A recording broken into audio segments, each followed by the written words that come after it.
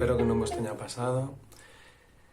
Espero que se vos pasou algunha vez non pasase nada importante, pero pode pasar que un canciño, un gatiño ou outro animal se nos escape. No! E se nos escapa, como podemos facer? Buena pregunta.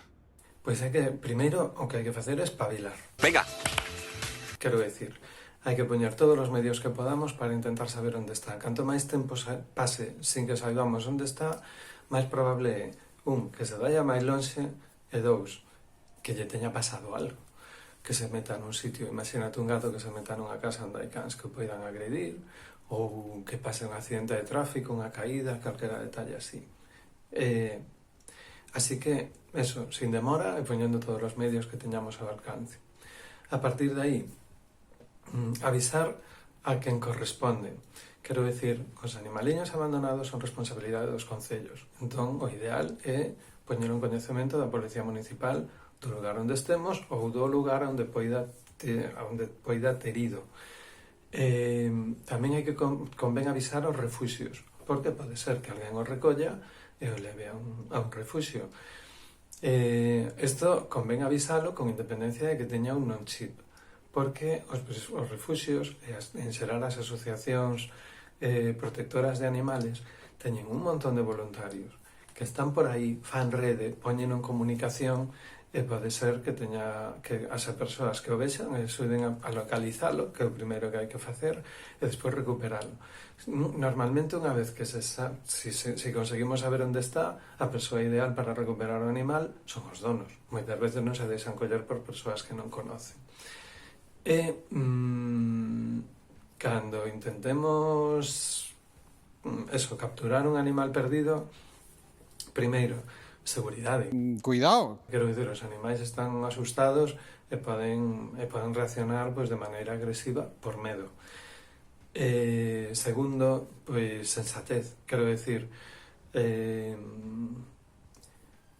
por exemplo, recordo un caso, hai anos, un caso desafortunado donde un canciño que escapou cruzou unha carretera, a propietaria, ao ver que viña un coche, o chamou e o can obedeceu e o resultado foi un accidente.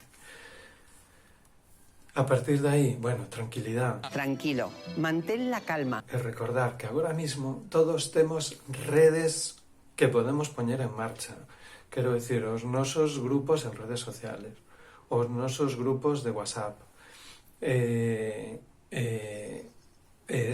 as persoas que pensemos que voluntariamente nos poden axudar, sobre todo as asociacións.